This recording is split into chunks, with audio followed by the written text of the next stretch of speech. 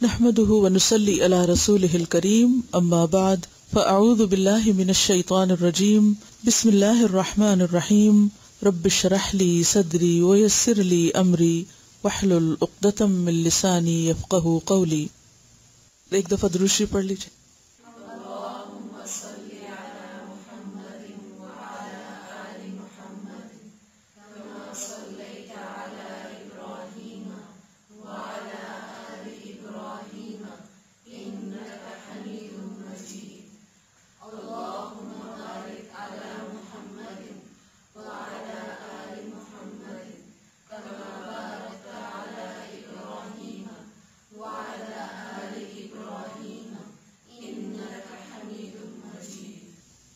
حسن اخلاق کی دعا پڑھیے.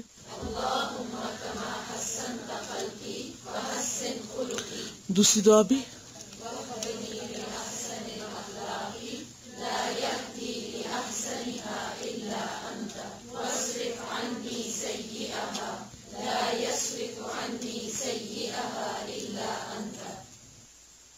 آج بھی ہم امانت ہی کے بارے میں پڑھیں گے. حدیث نمبر 65 عن خولة الأنصارية رضي الله عنها قالت سمعت النبي صلى الله عليه وسلم يقول إن رجالا يتخوضون في مال الله بغير حق فلهم النار يوم القيامة. رواه البخاري. سیدہ خولہ الانصاریہ رضی اللہ عنہا سے روایت ہے کہ میں نے رسول اللہ صلی اللہ علیہ وسلم کو فرماتے ہوئے سنا، بلا شبہ کچھ لوگ اللہ کے مال میں ناجائز تصرف کرتے ہیں، پس ایسے لوگوں کے لیے قیامت کے دن جہنم کی آگ ہے. اس حدیث کو حضرت خولہ نے روایت کیا ہے. حضرت خولہ جیسے کہ ان کے نام سے یہاں ظاہر ہے کہ یہ انصاری خاتون ہیں، یعنی مدینہ منورہ سے ہیں. ان کا نام خولہ اور کنیت ام شریک تھی. یہ قبیلہ سلیم سے تھی. ان کا نسب نامہ کچھ یوں ہے: خولہ بنت حکیم بن امیہ بن حارثہ. ان کا نکاح حضرت عثمان بن مظعون سے ہوا جو بہت رتبے کے صحابی تھے. حضرت عثمان بن مظعون نے جب وفات پائی جنگ بدر کے بعد تو حضرت خولہ نے دوسرا نکاح نہیں کیا. صحیح بخاری کی ایک روایت میں آتا ہے کہ انہوں نے اپنے آپ کو حضور صلی اللہ علیہ وسلم کے لیے پیش بھی کیا تھا. حضرت صلی اللہ علیہ وسلم سے 15 احادیث انہوں نے روایت کی ہیں. اسد الخامہ میں ان کے بارے میں آتا ہے. اسد الغابہ صحابہ کے حالات کے بارے میں کتاب ہے کہ وہ ایک نیک خاتون تھی، اور مسند میں ہے کہ تصوم النہار و تقوم اللیل، دن کو روزہ رکھتی اور رات کو عبادت کرتی تھی. ابتدا میں انہیں زیور کا بہت شوق تھا، تو ایک مرتبہ آپ صلی اللہ علیہ وسلم سے عرض کیا کہ اگر طائف فتح ہو تو فلاں عورت کا زیور آپ مجھے دیجیے. تو آپ نے فرمایا اگر خدا اس کی اجازت نہ دے تو میں کیا کر سکتا ہوں، یعنی آپ نے ایسا کوئی وعدہ نہیں کیا. بہرحال ان سے جو حدیث روایت ہے وہ حدیث امانت کے بارے میں ہے، اور یہ امانت مالی امانت ہے. اگرچہ ہمیں جو کچھ ملا ہے وہ سب کچھ امانت ہے، خواہ وہ ہماری ذاتی ملکیت ہی کیوں نہ ہو، یعنی وقتی طور پر جس کے ہم مالک ہیں، ہمارا جسم، ہمارا اپنا ذاتی مال، ہماری اولاد. لیکن اس کے ساتھ ساتھ وہ ذمہ داریاں جو دوسروں نے ہمارے سپرد کی ہوں وہ بھی امانت ہے، خواہ وہ کوئی عہدہ ہو، کوئی کرنے کا کام ہو، یا پھر مالی امور سے متعلق ہو. یعنی اگر کہیں پر کوئی شخص بیت المال کا ذمہ دار ہے، یعنی لوگ اپنے صدقہ خیرات جہاں جمع کراتے ہیں وہ ان کا منتظم ہے، اور پھر وہ اس مال کو اس طرح نہیں خرچ کرتا جیسے کرنا چاہیے، یعنی اللہ تعالیٰ نے اس کے بارے میں جو حدود بتائی ہیں ان حدود کا خیال نہیں رکھتا، یا پھر یہ کہ لوگ جس مقصد کے لیے دیتے ہیں، جس کام کے لیے دیتے ہیں، وہ کام ان سے نہیں لیتا، تو یہ تمام امور ناجائز تصرف میں آتے ہیں. یعنی حدود اللہ کی پرواہ کیے بغیر یا لوگوں کی مرضی کی پرواہ کیے بغیر اپنی مرضی سے اللہ کے مال کو جو اس کے پاس امانت ہے ادھر ادھر خرچ کر دینا یہ ناجائز تصرف میں آتا ہے. تصرف کا مطلب ہوتا ہے استعمال. تو ایسا کرنا انسان کے لیے وبال جان ہے. جیسے کہ آپ کو معلوم ہے کہ اس کام کا اجر و ثواب بھی بہت ہے.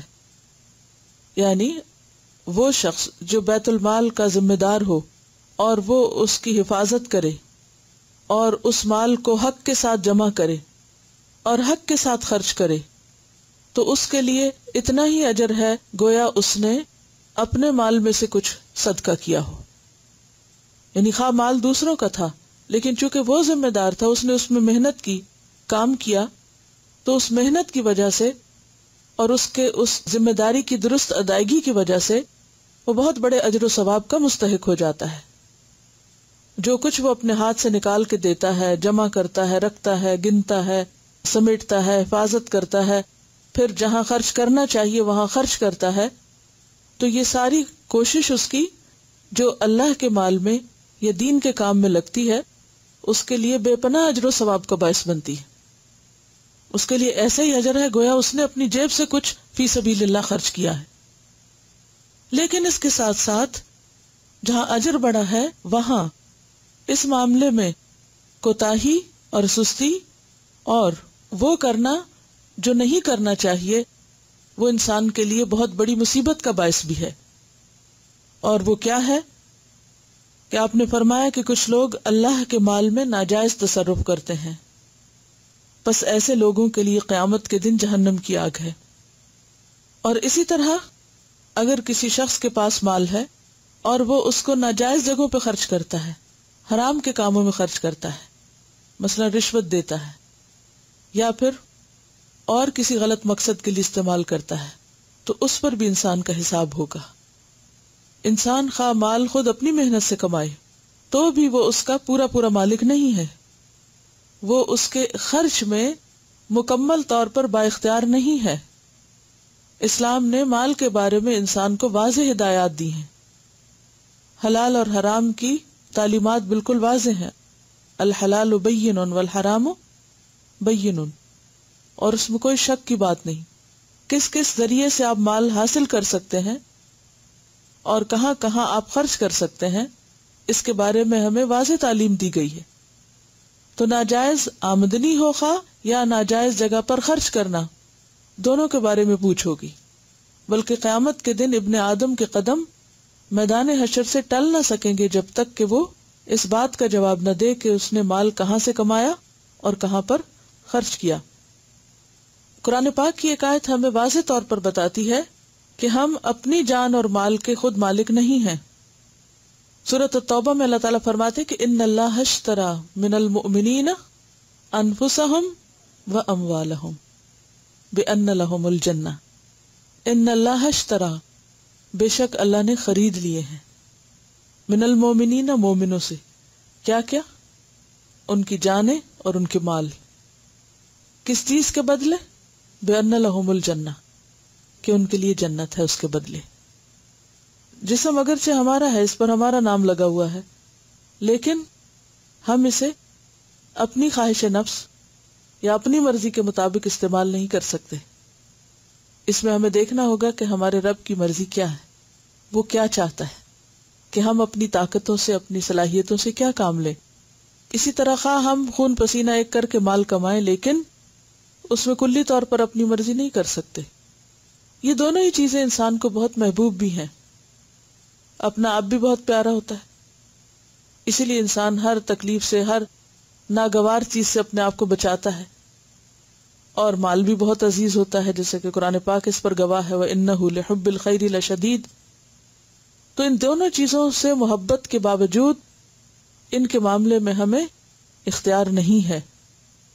اگرچہ وقتی طور پہ اللہ نے اختیار دیا ہے، لیکن جب ہم اپنے اختیار کو سرنڈر کر دیتے ہیں اور ان چیزوں پر اللہ کا اختیار بتاتے ہیں کہ جیسے وہ چاہے گا میں ویسا کروں گی، تو یہی چیز اللہ تعالیٰ کو پسند ہے. تو گویا کہ ایمان اور امانت کا باہم چولی دامن کا ساتھ ہے. لا ایمان لمن لا امانت لہ، اس کا ایمان نہیں جس کے پاس امانت کا پاس نہیں. تو اس میں واضح تعلق اس آیت سے بھی پتہ چلتا ہے کہ جب کوئی شخص مومن ہو جاتا ہے تو ایمان لاتے ہی، لا الہ الا اللہ پڑھتے ہی اس کا اللہ تعالیٰ سے ایک سودا ہو جاتا ہے.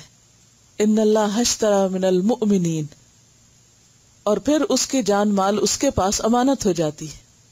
تو یوں ایمان لاتے ہی ہمارا اپنا آپ اور ہمارا مال دراصل ہمارا نہیں رہتا، وہ بک چکا ہوتا ہے. اور جو چیز بک جاتی ہے پھر اس کے بعد اس پر آپ کی مرضی نہیں رہتی. مثلاً اگر آپ نے اپنے گھر کو بیچ دیا تو پھر آپ خود نہیں اس میں رہ سکتے.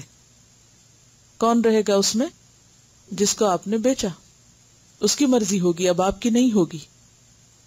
تو اس طرح خواہ اگر ٹیمپریریلی اس میں آپ رہ بھی رہے ہوں ایک خاص مدت تک، وہ ہوتا ہے نا بعض اوقات گھر بکنے کے بعد بھی ٹرمز اینڈ کنڈیشن میں لکھا ہوتا ہے کہ یہ اس تاریخ کو خالی کیا جائے گا، بکنے کے 1 ماہ بعد، 2 ماہ بعد. تو وہ 1 یا 2 ماہ بعد جو آپ اس گھر میں رہ رہے ہیں ٹیمپریریلی، وہ رہنا دراصل کیا ہے؟ اب آپ کا امانت. اب اس میں آپ یہ نہیں کر سکتے کہ گھر بیچنے کے بعد پھر اس میں سے کچھ چیزیں آپ نکالنا شروع کر دیں. یعنی پہلے آپ نے ان کی قیمت لے لی اور پھر اس کے بعد آپ اس میں سے کچھ مرضی کی چیزیں نکالنا شروع کر دیں کہ یہ فرنیچر یا یہ فکسچر جو تھا یہ بہت قیمتی تھا اور مجھے بہت پسند تھا، اور مالک کو کیا پتا چلے گا اگر میں اس کو ساتھ لے جاؤں. یا بعض اوقات ایسا ہوتا ہے کہ جب گھر بکتا ہے تو اس وقت جو چیزیں اس میں موجود ہوتی ہیں ان کی کنڈیشن اچھی ہوتی ہے، اور جب لوگ گھر خالی کرتے ہیں تو اس وقت دھوکے سے ان چیزوں کو بعض اوقات بدل بھی دیتے ہیں. مثلا اگر گھر میں آپ نے گھر کے ساتھ ہی اوون بھی بیچا ہے اور جب گھر بکا اس وقت جو اوون تھا وہ اچھی کنڈیشن کا تھا اور بعد میں آپ نے اس کو دھوکے سے بدل دیا، تو یہ کیا ہوا؟ یہ خیانت ہوئی. اب بندوں کے ساتھ تو انسان ایسی دھوکے بازی کر سکتا ہے، ایسی خیانت کر سکتا ہے، لیکن اللہ کے ساتھ نہیں کر سکتا، کیونکہ وہ تو سب کچھ جانتا ہے، عالم الغیب والشہادہ. تو حسن اخلاق میں 2 چیزیں ہیں. ایک ہے ذاتی اخلاق جس کا تعلق صرف آپ کی اپنی ذات سے ہے، اور ایک ہے اجتماعی اخلاق. حسن اخلاق صرف ذاتی اخلاق کا نام نہیں ہے، بلکہ اس میں اجتماعی اخلاق جب تک درست نہ ہو حسن اخلاق نہیں ہوتا. اور اجتماعی اخلاق کیا ہے؟ کہ آپ کے وہ معاملات جو دوسرے انسانوں سے متعلق ہیں، وہ طے شدہ باتیں، یعنی وہ چیزیں جو آپ نے دوسروں کے ساتھ طے کی ہیں، دوسروں کے ساتھ آپ نے معاہدہ کیا ہے، وہ بھی اس میں شامل ہو جاتی ہیں. یعنی بعض چیزیں آپ کی ٹوٹلی پرسنل ہوتی ہیں، لیکن بعض چیزوں میں آپ جب دوسروں کے ساتھ مل جل کر رہتے ہیں تو ان کے کچھ حقوق آپ پر اور کچھ آپ کے ان پر عائد ہوتے ہیں، اور ان میں باہم ایک دوسرے کے ساتھ معاہدہ ہوتا ہے. اب مثال کے طور پر نکاح کیا ہے؟ ایک معاہدہ ہے. اس موقع پر جو ٹرمز اینڈ کنڈیشنز طے ہوتی ہیں وہ کیا ہیں؟ وہ بھی ایک طرح سے امانت ہے. پھر اسی طرح کوئی کاروبار مل کے کرتے ہیں تو اس میں جو ٹرمز اینڈ کنڈیشنز طے ہوتی ہیں وہ بھی ایک امانت ہو جاتی ہیں.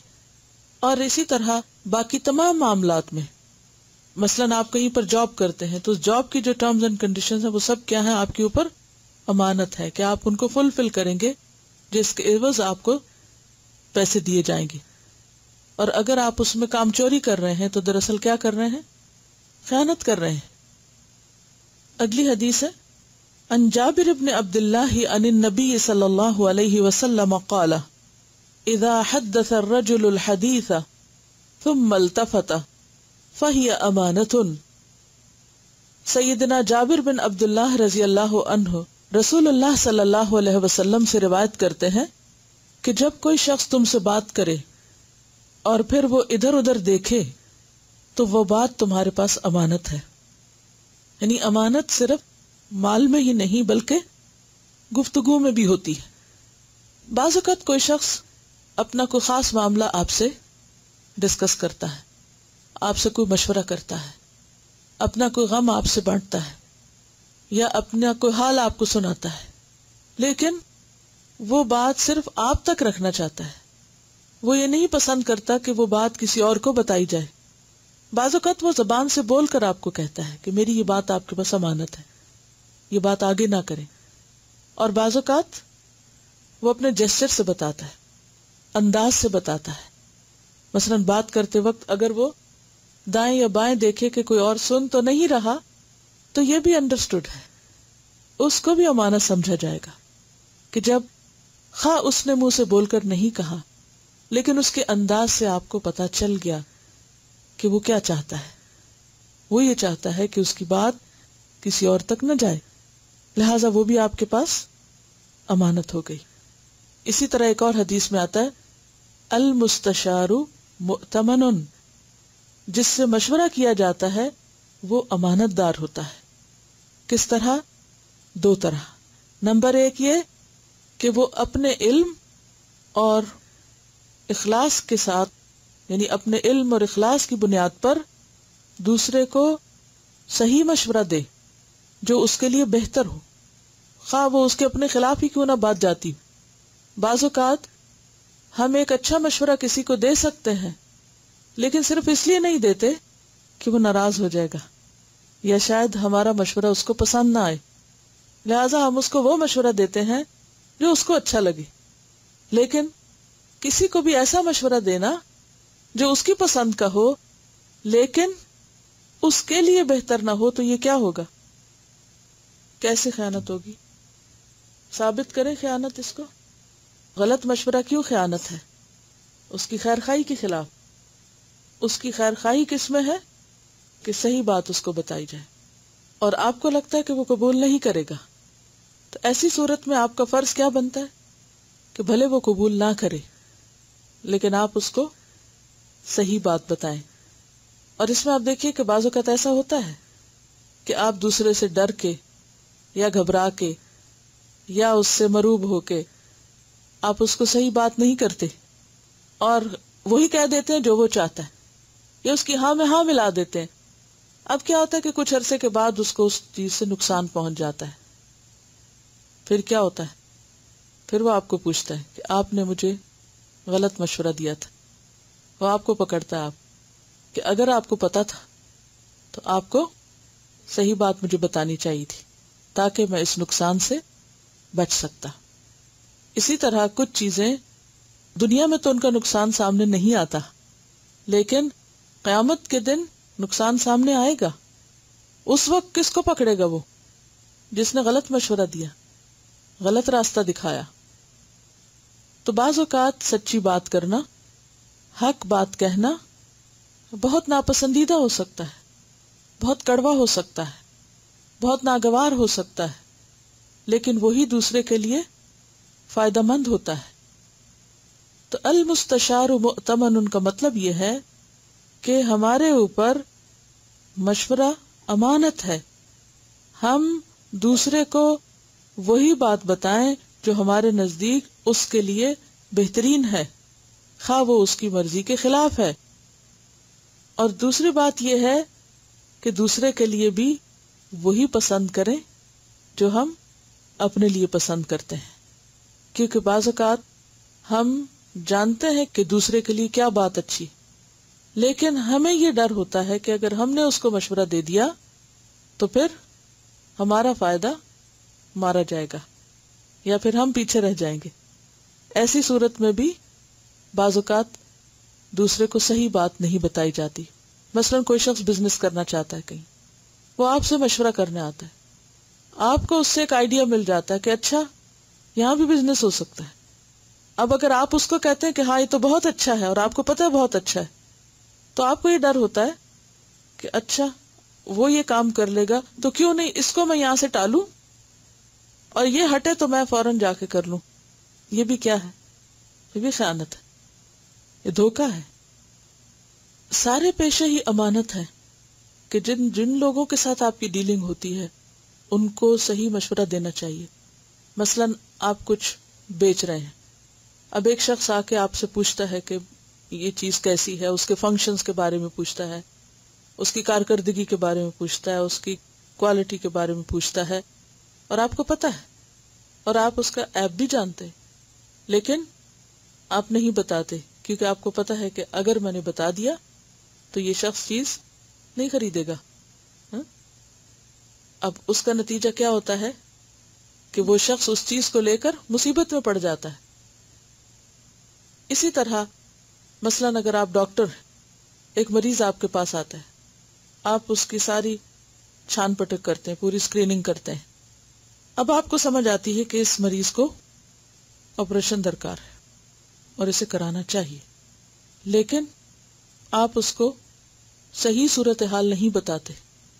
بعض اوقات ایسا بھی ہوتا ہے کہ جو امانت دار ڈاکٹرز ہوتے ہیں وہ مریض کو پرسکرپشن دیتے ہیں تو خواہ وہ دوا کڑوی ہو، خواہ مریض کی مرضی کے خلاف ہو، خواہ اس کی جیب پر بوجھ ہو، کچھ بھی ہو، اس کو صحیح بات بتاتے ہیں اور بتانی بھی چاہیے. اسی طرح اگر ایک مریض دوا سے ٹھیک ہو سکتا ہے تو صرف اپنے پیسے بنانے کے لیے اسے آپریشن ریکمینڈ کرنا، سرجری کے لیے ریکمینڈ کرنا، یہ کیا ہے؟ یہ بھی خیانت ہے، دھوکہ بازی ہے. اسی طرح بعض اوقات ایک ڈاکٹر کو پتہ چل رہا ہوتا ہے کہ ایک مریض زیادہ عرصہ تک نہیں زندہ رہ سکے گا، یا گھر والوں کو بھی پتہ چل جاتا ہے، لیکن وہ اس مریض کو بتاتے نہیں ہیں اور یہ کہتے ہیں کہ نہیں، اس کا دل ٹوٹ جائے گا یا وہ پریشان ہوگا. ایسے میں اس طرح کی بڑی حقیقت چھپائے رکھنا یہ کسی کے ساتھ خیر خواہی نہیں ہے. کیوں؟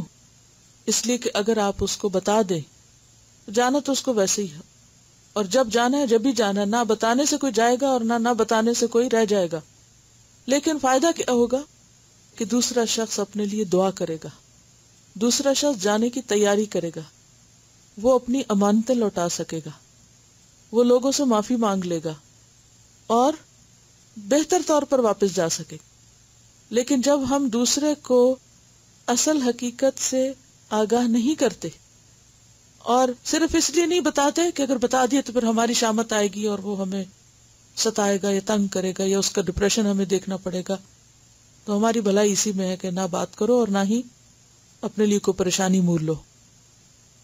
تو کسی کی بھی خیر خواہی اور امانت کی ادائیگی کا حق یہی ہے کہ انسان وہی کرے جو اپنے لیے چاہتا ہے، یعنی کسی کے ساتھ بھی معاملہ کرتے وقت وہی چیز سامنے رکھے جو وہ اپنے لیے پسند کرتا ہے.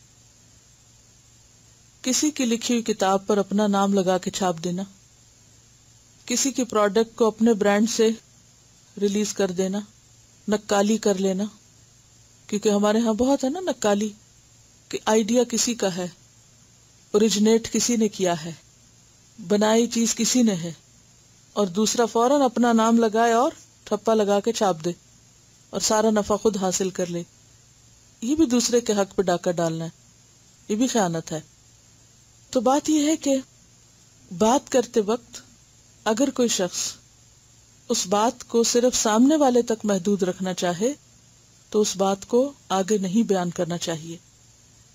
اسی طرح دوسروں کے راز، خواہ وہ بات سے متعلق ہو یا کسی اور چیز سے متعلق ہو، وہ بھی نہیں آگے بیان کرنے چاہیے. اس کے بارے میں ایک حدیث ہے، ان عبداللہ ابن جعفر قال اردفنی رسول اللہ صلی اللہ علیہ وسلم ذات یوم خلفہ فأسر الی حدیثا لا احدث به احدا من الناس، رواہ مسلم، کتاب فضائل الصحابہ. سیدنا عبداللہ بن جعفر رضی اللہ عنہ کہتے ہیں کہ رسول اللہ صلی اللہ علیہ وسلم نے ایک دن مجھے اپنے پیچھے بٹھایا، یعنی سواری پر، ردیف کہتے ہیں پیچھے بیٹھنے والا، کہ رسول اللہ صلی اللہ علیہ وسلم نے ایک دن مجھے اپنے پیچھے بٹھایا اور آہستہ سے ایک بات فرمائی جس کو میں کسی سے بیان نہ کروں گا. یعنی آہستہ سے بیان کرنے کا مطلب کیا تھا کہ صرف وہی سن سکیں. تو اس سے آپ اندازہ لگائیں کہ صحابہ کرام کے اندر امانت کا کتنا پاس تھا، کہ آپ نے نہیں کہا کہ اچھا یہ بات کسی کو نہیں بتانا، کیونکہ ہر بات بول کر نہیں کہی جا سکتی. بعض باتیں اگر کوئی شخص ہمیں اشارے سے کہہ رہے تو اس کا مطلب ہے کہ بھری محفل میں نہیں کہنا چاہتا، تو اس کے اشارے کو بھی راز رکھنا چاہیے. لیکن عموماً لوگ امانت کا پاس نہ رکھ کے کیوں خوش ہوتے ہیں؟ کیونکہ کسی کا بھی راز پاس ہونا یا کسی کے بارے میں کچھ ایسی بات معلوم ہونا جو دوسروں کو نہیں، اس شخص کو اہم بنا دیتا ہے. تو اپنی اہمیت جتانے کے لیے بعض اوقات لوگ ایسے کام کرتے ہیں، یعنی رازوں میں خیانت کرتے ہیں. پھر اسی طرح بعض اوقات کوئی بات ایک بند کمرے میں ہوتی ہے اور اس کا مطلب کیا ہوتا ہے کہ یہ بات جتنے لوگوں کے بیچ میں ہو رہی ہے اس سے باہر نہیں جانی چاہیے. مثلاً اگر کسی بند کمرے میں کوئی میٹنگ ہو رہی ہے تو کسی کو باہر سے کان لگا کے سننا نہیں چاہیے، اور اگر اس مجلس میں کچھ لوگ ہیں تو انہیں وہاں سے اٹھ کر وہ بات کسی اور سے نہیں کرنی چاہیے. کچھ باتیں تو ایسی ہوتی ہیں کہ جو اوپنلی ہوتی ہیں، لیکن کچھ باتیں ضرورت کے تحت جن کا سب سے کوئی مقصد نہیں، تعلق نہیں اور سب کے فائدے کی نہیں، اور اس میں کچھ لوگوں کی یا کسی کاز کی مصلحت ہے اور لوگ اس کو دوسروں سے ہٹ کر الگ بیٹھ کے کر رہے ہیں، تو ایسی باتوں کو بھی کہیں اور ذکر نہیں کرنا چاہیے. کیونکہ حدیث میں آتا ہے کہ المجالس بالامانہ، اور ایک اور جگہ پر آتا ہے المجالس بالامانات، کہ مجلسیں بھی راز ہوتی ہیں، مجلسیں بھی امانت ہوتی ہیں.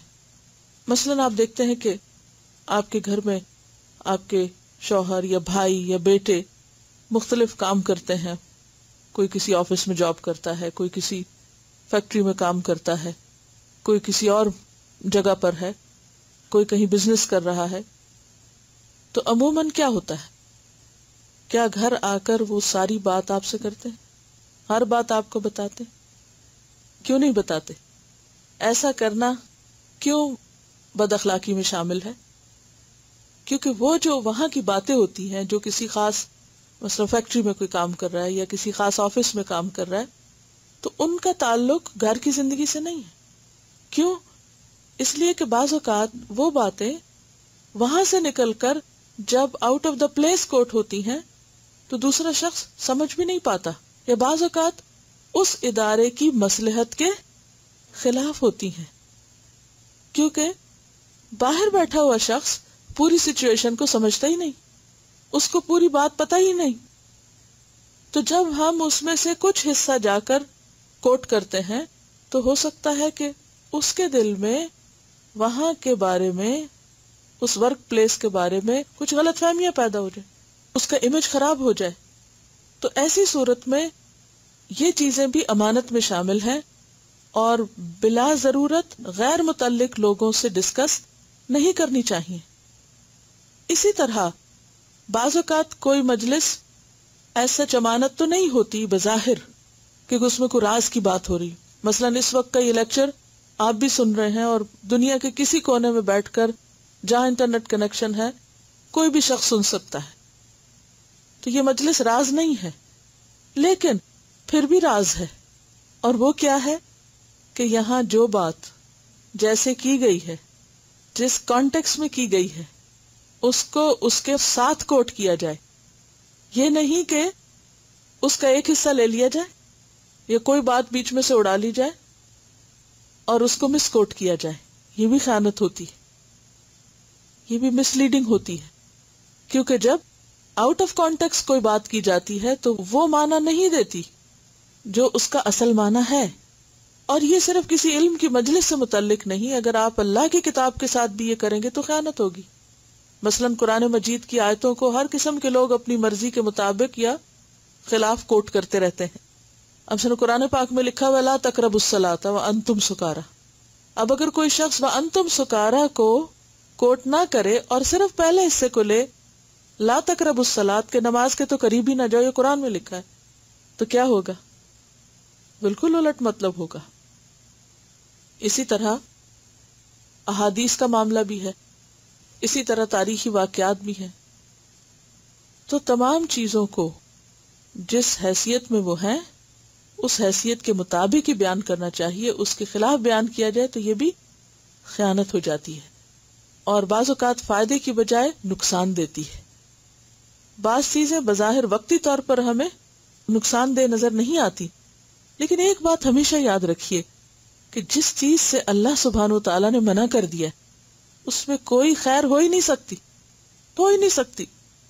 اور مثلاً جھوٹ ہے، وقتی طور پر اگر انسان جسٹیفائی کرتا ہے کوئی جھوٹ بولنے کے لیے، اپنے آپ کو منا لیتا ہے کہ اس کا اتنا اور اتنا اور اتنا فائدہ ہے، لیکن اللہ کے نزدیک وہ چیز فائدہ مند نہیں ہے.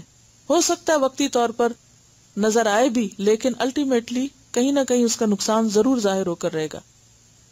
اور بعض اوقات فائدہ ہوتا بھی ہے، جیسے شراب کے بارے میں آتا ہے کہ یسألونک عن الخمر قل فیہما اسم کبیر ومنافع للناس، کہ اس میں بہت بڑا گناہ بھی ہے اور کچھ فائدے بھی ہیں. تو بعض اوقات ایک حرام چیز کے کچھ وقتی یا جزوی کوئی فائدے ہو بھی سکتے ہیں، لیکن اس کے نقصان، جیسے کہ شراب کے بارے میں فرمایا وَإِثْمُهُمَا أَكْبَرُ مِن نَفْعِهِمَا، اس کے نفع یا فائدے سے کہیں زیادہ بڑے. اسی طرح عام روزمرہ زندگی میں کھیل کود کے مواقع پر جس میں بظاہر کسی کا کوئی بڑا فائدہ یا نقصان نظر نہ بھی آئے، چیٹنگ سے کام لینا یا دھوکہ دینا، یہ بھی خیانت میں شامل ہوتا ہے. اس کے بارے میں ایک سٹوری ہے ایک پلیئر کی. A true tale of integrity. A while back, there was a story about Ruben Gonzalez, who was in the final match of his first professional racquetball tournament. He was playing the perennial champion for his first shot at a victory on the pro circuit. At match point in the fifth and final game, Gonzalez made a super kill shot into the front corner to win the tournament. The referee called it good, and one of the linemen confirmed the shot was a winner. But after a moment's hesitation, Gonzalez turned and declared that his shot had skipped into the wall, hitting the floor first. As a result, the serve went to his opponent, who went on to win the match. Ruben Gonzalez walked off the court. Everyone was stunned. The next issue of a leading racquetball magazine featured Gonzalez on its cover. The lead editorial searched and questioned for an explanation for the first ever occurrence on the professional racquetball circuit. Who could ever imagine it in any sport or endeavor? Here was a player with everything officially in his favor, with victory in his grasp, who disqualifies himself at match point and loses. When asked why he did it, Gonzalez replied, "It was the only thing I could do to maintain my integrity." اس میں ایک racket بال کے game میں کھیل رہے تھے. انہوں نے جب بال کو مارا تو آخری بار میں جب بال کو مارا تو لگا تھا اپیرنٹلی ریفری کو بھی اور دوسرے لوگوں کو بھی کہ ان کا پوائنٹ ہو گیا ہے، مگر جو ان کو نظر آیا تھا وہ آبویسلی تھا کہ ان کا پوائنٹ نہیں ہوا، اور اگر ان کا پوائنٹ ہو جاتا اس وقت تو یہ جیت جاتے پورے ٹورنامنٹ کو. مگر انہوں نے ایک دم کہہ دیا کہ نہیں، میرا پوائنٹ نہیں ہوا کیونکہ بال پہلے زمین کو لگ چکا تھا. اس کی وجہ سے جو ہے باری دوسرے شخص کی ہو گئی اور یہ ہار گئے. تو لوگوں کو بہت حیرانی ہوئی کہ یہ تو جیتنے والے تھے، انہوں نے کیسے کہہ دیا کہ میرا پوائنٹ نہیں ہوا. تو انہوں نے کہا کہ it was the only thing I could do to maintain my integrity. اگر آپ اس سے کہ ہوتے، ہم کہتے اللہ کی طرف سے ہوا ہے، اگر سب نے یہ گواہی دے دی ہے اور کسی کو نظر نہیں آیا تو اتنا فس کرنے کی کیا ضرورت ہے؟ مفت میں کامیابی ہاتھ آ رہی ہے تو آئی ہوئی نعمت کو کیا ٹھکرانا؟ ان کی غلطی ہے، ہماری غلطی تو نہیں، انہوں نے دیکھا نہیں. یعنی کیسی کیسی انسان جسٹیفیکیشن خود کو دے کر ایک ناجائز چیز کو جائز کر لیتا اپنے لیے، لیکن اپنا ضمیر تو بتاتا ہے نا. آپ دیکھیے کہ کسی بھی مقابلے میں کتنا بھی بڑا انعام لے کر آپ آ جائیں، اس کو آپ کسی دیوار پہ سجا دیں، کہیں رکھ دیں، آپ کو اس سے کیا حاصل ہوگا اگر آپ کے دل کے اندر ایک پنچنگ ہے، ڈسٹربنس ہے، بے سکونی ہے، ناراحتی ہے. وہ تو دیوار پہ لٹکا تو دیوار کو فائدہ دے رہا ہے، آپ کو تو کچھ نہیں دے رہا. لیکن انسان اس چھوٹے سے فرق کو سمجھ نہیں پاتا اور ضمیر کے اوپر بوجھ بڑھاتا چلا جاتا ہے.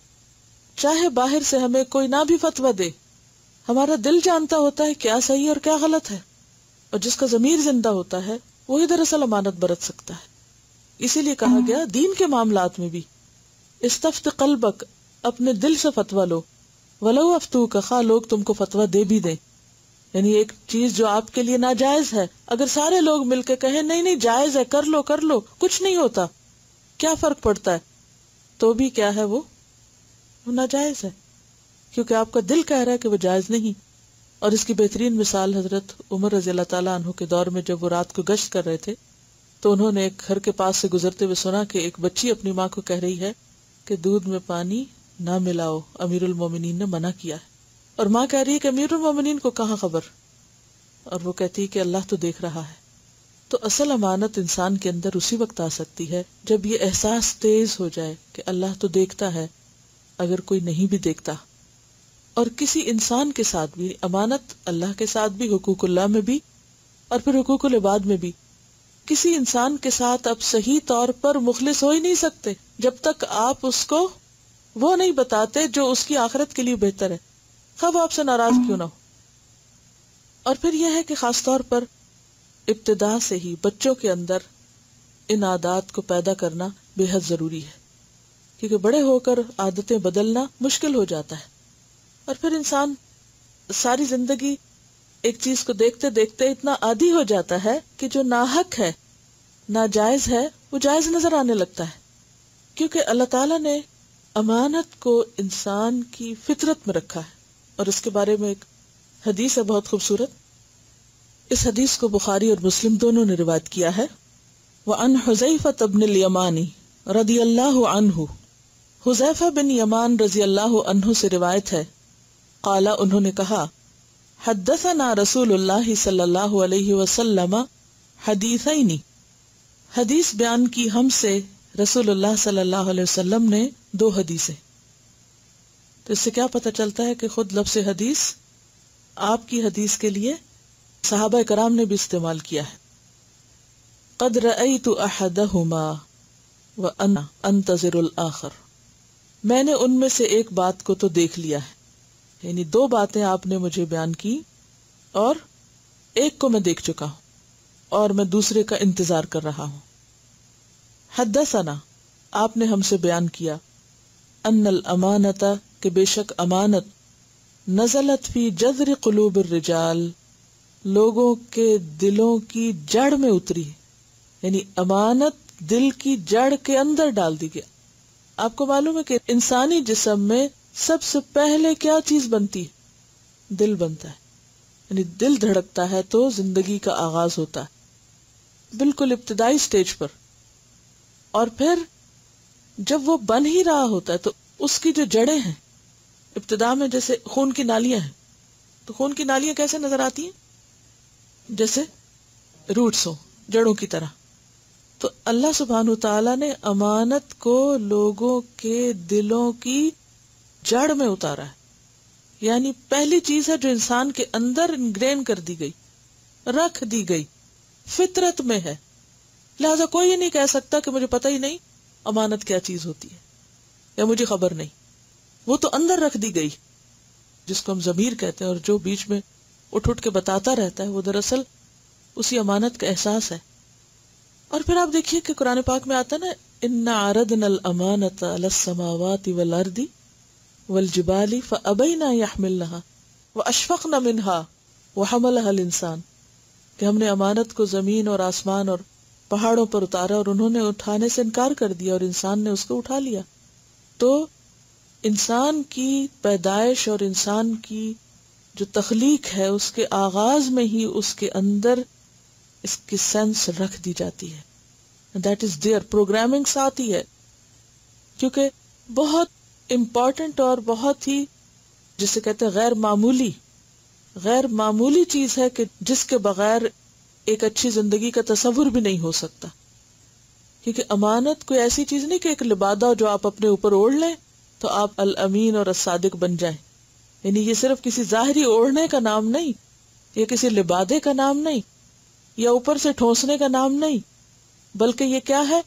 اندر سے اگنے کا نام ہے، اندر سے اٹھنے کا نام ہے. تو اللہ تعالیٰ نے رکھ دی، پوٹینشیل موجود ہے. پھر فرمایا ثم نزل القرآن، پھر نازل ہوا قرآن، فعلموا من القرآن، تو انہوں نے علم حاصل کیا قرآن سے، وعلموا من السنة، اور انہوں نے علم حاصل کیا یعنی اس کو جانا سنت سے. یعنی امانت کو قرآن اور سنت نے مزید نکھار کے واضح کر کے انسان کے سامنے رکھ دیا. ثم حدثنا عن رفع الامانت، پھر آپ نے ہمیں امانت کے اٹھ جانے کا ذکر کیا. قال، فرمایا کہ امانت کیسے اٹھے گی، یعنی احساس کیسے ختم ہو جائے گا اس امانت کا. ینام الرجل النومۃ، سوئے گا انسان ایک سونا، یعنی تھوڑی دیر کے لیے سوئے گا فَتُقْبَضُ الْأَمَانَةُ مِنْ قَلْبِهِ، تو اٹھا لی جائے گی، قبض کر لی جائے گی، لے لی جائے گی امانت اس کے دل سے. یعنی اتنی دیر میں امانت اٹھ جائے گی. اور سونا کس بات کی علامت ہے؟ غفلت. کہ جب انسان غافل ہوتا ہے تو ہی اس سے قیمتی چیزیں جاتی ہیں. تو یہ انسان کے پاس اللہ کی طرف سے ملنے والا قیمتی ترین سرمایہ ہے، دولت ہے، جس کو غفلت، بے حسی اور کسی چیز کے بارے میں سنجیدہ نہ ہونا وہ کیا کرتا ہے؟ ختم کر دیتا ہے.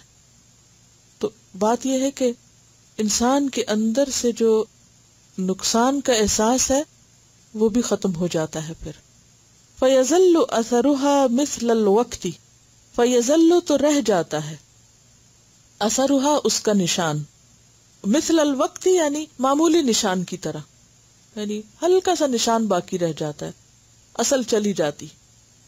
ثم ينام النومۃ، پھر وہ ایک اور نیند لیتا ہے. فتقبض الامانۃ من قلبہ، تو قبض کر لی جاتی امانت اس کے دل سے. فیظل اثرها مثل اثر المجلی، تو اس کا اثر آبلے کی طرح رہ جاتا ہے. وہ جو انسان کسی آگ کی چیز کو ٹچ کرے تو جسم کے اوپر چھالا بن جاتا ہے.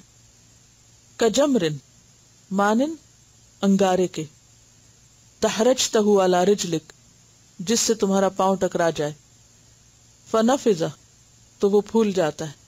فتراہ منتبرن، تو تم اس کو ایک پھپھولے کی طرح دیکھتے ہو، ابھرا ہوا دیکھتے ہو. ولیس فیہ شیء، حالانکہ اس میں کوئی چیز نہیں ہوتی. وہ کیا ہوتا ہے؟ پانی ہوتا ہے. تو پھپھولا کیا ہوتا ہے؟ ہلکا سا بھی اس کو کچھ کریک لگے، کوئی چیز لگے، کوئی پرک لگے تو وہ سب کچھ نکل جاتا ہے، اور باقی کیا رہ جاتا ہے؟ اسکن سوکھ کے ہٹ جاتی ہے، اتر جاتی ہے. وائے ناکامی متائے کارواں جاتا رہا، کارواں کے دل سے احساس زیاں جاتا رہا. کارواں کہتے ہیں نا قافلے کو، یعنی لوگوں کو جو کسی منزل کی طرف سفر کر رہے ہوتے ہیں. تو ہمارا سفر بھی آخرت کی طرف ہے. تو جب کسی بھی مسافر کا سامان چوری ہو جائے اور اس کو پرواہ نہ ہو کہ چوری ہو گیا، چھن گیا، اس سے کوئی ڈاکو چھین لے کوئی، تو یہ کب ہوتا ہے؟ جب وہ بے حس ہوتا ہے. کیونکہ کوئی بھی حساس انسان اپنا نقصان برداشت نہیں کرتا. تو امانت کے جانے سے کیا جاتا ہے بتائیے؟ ایمان جاتا ہے. اور ایمان کے جانے پر کسی کو کوئی تکلیف ہی نہ ہو، کوئی پریشانی ہی نہ ہو. تو یہ کب ہو سکتا ہے؟ جب انسان پوری طرح بے حس ہو جائے. اور یہ بے حسی کیا ہے؟ غفلت کی نیند. تو حدیث میں کیا آتا ہے کہ امانت کس طرح اٹھا لی جائے گی؟ کہ جیسے تم انگارے کو اپنے پاؤں پہ لڑکاؤ تو اس پہ آبلہ نمودار ہو جائے. بس تم اسے ابھرا ہوا دیکھتے ہو مگر اس میں کوئی چیز نہیں ہوتی. پھر آپ نے ایک کنکری لی اور اسے پاؤں پہ لڑکایا، یعنی آپ نے کنکری اٹھا کے تو انگارے کی طرح یعنی عمل کر کے دکھایا کہ کیسے ٹچ کر کے گرتی ہے. بس لوگ اس طرح ہو جائیں گے کہ آپس میں خرید و فروخت کرتے ہوں گے مگر ان میں کوئی امانت ادا کرنے کے قریب بھی نہ پھٹکے گا. یہاں تک کہا جائے گا کہ فلاں شخص لوگوں میں ایک امانت دار آدمی ہے. یہاں تک کہا جائے گا کہ کتنا مضبوط ہے، ہوشیار ہے، عقل مند ہے، حالانکہ اس کے دل میں ایک رائی کے دانے برابر بھی ایمان نہ ہوگا. یعنی بظاہر دیکھنے میں وہ شخص دوسروں کی مناسبت سے بہت بہتر نظر آتا ہوگا، لیکن جب اس سے معاملہ کیا جائے گا تو اس کے اندر کوئی امانت نہ ہوگی. حضرت حذیفہ فرماتے ہیں کہ مجھ پر ایک ایسا زمانہ بھی گزرا کہ میں پرواہ نہ کرتا تھا کہ مجھ سے کس نے خرید و فروخت کی، بشرطے کہ وہ مسلمان ہوتا، اس لیے کہ اس کا دین مجھ پر میری چیز کو ضرور واپس کر دے گا، اور اگر وہ یہودی یا عیسائی ہوتا تو اس کا کارندہ مجھے میری چیز واپس کر دے گا. مگر آج کل تو میں صرف فلاں اور فلاں سے ہی خرید و فروخت کا معاملہ کرتا ہوں. یہ آپ کی وفات کے 30-35 سال بعد کی بات کر رہے ہیں وہ، کہ لوگوں کے اندر سے امانت اٹھتی جا رہی ہے. تو گویا یہ پہلی چیز ہے کہ جو لوگوں کے اندر سے اٹھتی ہے. کیونکہ جب ضمیر مردہ ہوتا ہے، امانت اٹھتی ہے، بے حسی آتی ہے، تو انسان کو پھر اچھے اور برے کے درمیان فرق نظر نہیں آتا. پھر وہ غلطی کرتا بھی ہے اور اس کو اپنی غلطی نظر نہیں آتی، اور اس طرح وہ کسی بھی معاملے میں کھرا نہیں ہوتا، کسی بھی کام کو سنجیدگی سے نہیں لیتا. اور جیسا کہ پیچھے بھی ہم نے پڑھا تھا کہ امانت کا تعلق حقوق اللہ سے بھی ہے اور حقوق العباد سے بھی. حقوق اللہ میں سب سے پہلے نماز آتی ہے، نماز سے پہلے طہارت آتی ہے. بہت سے لوگ وضو صحیح طور پر نہیں کرتے، جبکہ ہمیں معلوم ہے کہ وضو کے جو فرائض ہیں ان میں سے اگر بال برابر بھی جگہ خشک رہ جائے تو کیا ہوتا ہے؟ وضو نہیں ہوتا، طہارت نہیں ہوتی. اور اگر طہارت نہ ہو تو نماز ہی نہیں ہوتی. آپ ایک سروے کر کے دیکھ لیجئے کتنے فیصد لوگوں کو صحیح وضو کرنا آتا ہے، اور واقعی وہ اس بات میں احتیاط برتتے ہوں کہ جو کچھ وہ دھو رہے ہیں وہ پوری طرح دھل جائے اور کوئی بال برابر جگہ خشک نہ رہے. بہت سے لوگ مثلا نیل پالش لگا لیتے ہیں اور وہ کہتے ہیں کیا فرق پڑتا ہے، دل اچھا ہونا چاہیے، نیت نیک ہونی چاہیے. دین اتنا ریجڈ نہیں ہے کہ چھوٹی چھوٹی باتوں پہ فس کریٹ کر دے. بات یہ ہے کہ ہمیں ایک کام کرنے کو کہا گیا ہے اور اس میں کچھ بھی ایکسکلوڈ نہیں کیا گیا. یہ نہیں کہا گیا کہ ہاں اگر تم ہاتھوں پہ کچھ لگا لو گے اور اس کے اندر پانی سکن پہ نہیں بھی جائے گا تو بھی تمہارا وضو ہو جائے گا. یہ تو فلسفہ ہم نے خود گھڑا نا اپنے دل کو مطمئن کرنے کے لیے. اور یہ مطمئن اسی وقت ہوتا ہے جب ہم اپنے ضمیر کو تھپکا کے سلا دیتے ہیں، بس ٹھیک ہے، کچھ نہیں ہوتا، میری نیت جتنی صاف ہے. اور اوپر سے شیطان آ کے ہمیں بہت مطمئن کر دیتا ہے کہ ہاں دیکھو تو تم فلاں اور فلاں سے کتنے اچھے ہو، فلاں کے اندر تو یہ بات بھی نہیں اور وہ بھی نہیں، لہذا تم اگر یہ اتنی چھوٹی سی بات کر بھی لوگے تو اس سے کوئی فرق نہیں پڑتا.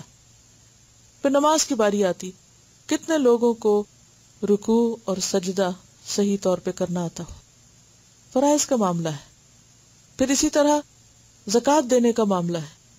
کتنے لوگ باقاعدہ کیلکولیٹ کرتے اور ایک ایک چیز نکال کے رکھتے ہوں کہ ہاں ان سب چیزوں کو شامل کرنا ہے زکوٰۃ میں.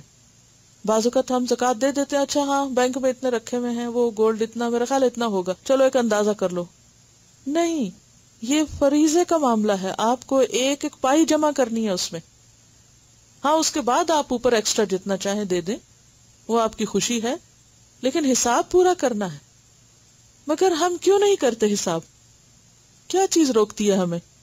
مال جمع کرنے کا شوق ہے، لیکن اس کو حساب کر کے اللہ کے راستے میں زکوٰۃ نکالنے کا شوق کیوں نہیں؟ کس چیز نے ہم کو غافل کر رکھا ہے؟ کیا وجہ ہے؟ بے حسی.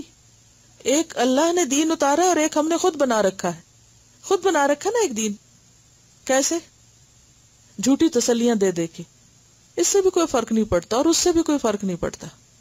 اس حدیث میں جو بخاری اور مسلم کی ہے، اس میں بنیادی وجہ امانت کے اٹھنے کی کیا ہے کہ امانت نہیں ہوتی جہاں غفلت ہے، کہ انسان سوتا ہے تو وہ اٹھا لی جاتی ہے. انسان جب ایک حصی نیند ہے نا، جسمانی نیند، اور ایک ایمانی نیند اور چیزوں کی پرواہ نہ کرنا کہ جیسے بھی ہو.